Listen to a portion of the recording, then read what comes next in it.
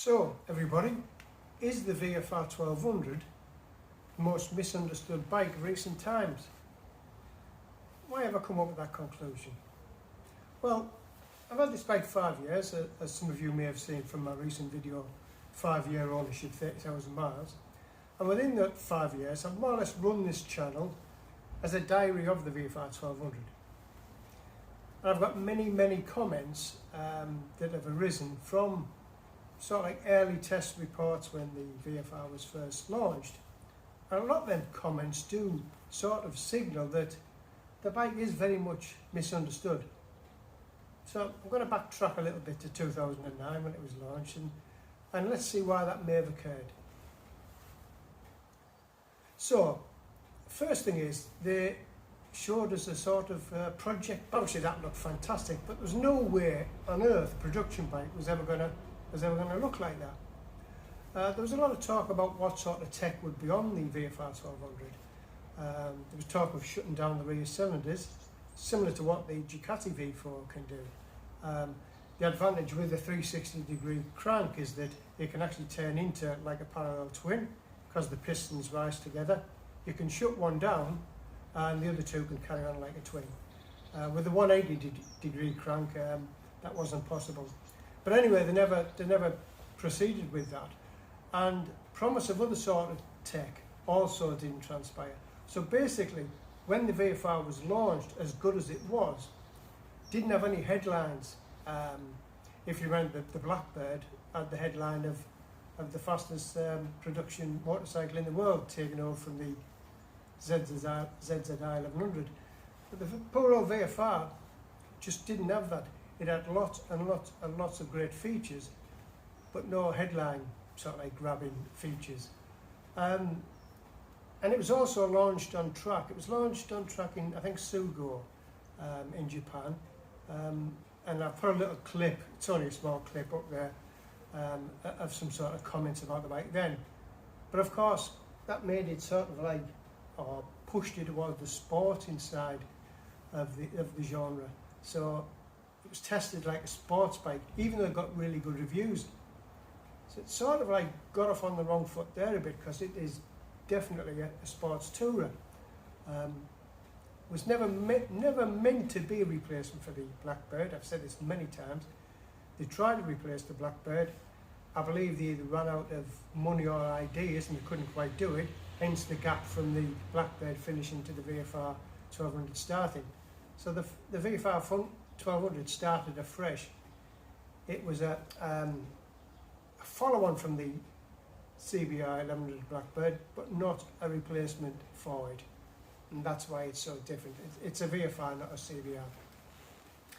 So it sort of like got off on the wrong foot there, didn't it? But it came with all the touring goodies, or most of them, not cruise control, which was unusual as they've got fly-by-wire. Came with full luggage if you wanted it, shaft drive. And again, you're not going to get headlines with a superior shaft drive. It just isn't exciting enough. So although that's a brilliant setup, that shaft drive, it's never going to grab a headline, is it, I suppose. So it came with all the touring features, and trust me, getting luggage on it is simple. It transforms from what looks like a big sports bike into a touring bike. So again, you started to get comparisons with the ST1300, the Pan-European, which I think that finished about 2012, correct me if I'm wrong there. So I either get people telling me, not as fast as the Blackbird, at top speed, that's because it's limited, it's more powerful than the Blackbird, and not as fast as the Blackbird, and not in the same vein, and not as comfortable and toury as the Pan-European. And that's where it gets sort of misunderstood. So I suppose it is Honda's fault to a degree, because I don't think they did pigeonhole it correctly, and obviously launching it on track, again, put a sort of like slightly different view of what the bike is supposed to be. You know, if you look at sports tours now, they tend to be launched in scenic sort of areas. You know, they all go out for a run, and they tested sort of as a sports tour. But poor old VFR was, I suppose, tested as a sports bike.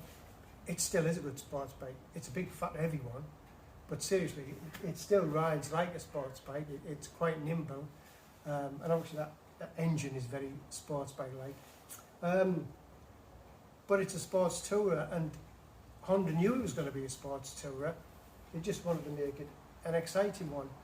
But I think you could say, got lost in translation somewhat. And to be fair, I can't really remember how I felt about it at the time in 2009. All the reports I read initially, because they were on track, praised quite a lot of things about it: the engine, the shaft drive, the finish, of course, you know. So my initial view was that, yeah, it seems a really good bike.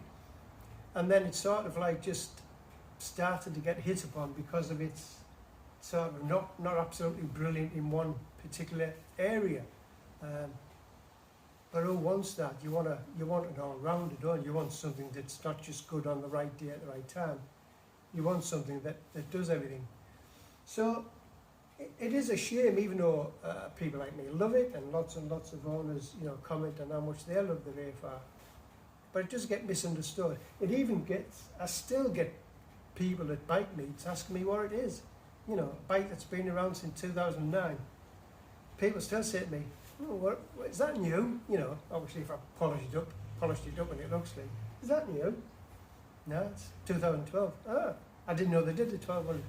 I'm amazed that people still say that. And I'm not saying that, you know, people are saying that and they're quite new to motorcycling. Quite some sort of aged and, you know, dyed-in-the-wool bikers just don't know what it is, and that's very unusual. So I think it is the most misunderstood motorcycle for some time, really. I can't really think of many others in recent times that have created that confusion. But nevertheless, it's a fantastic bike. I'll catch you later. Bye.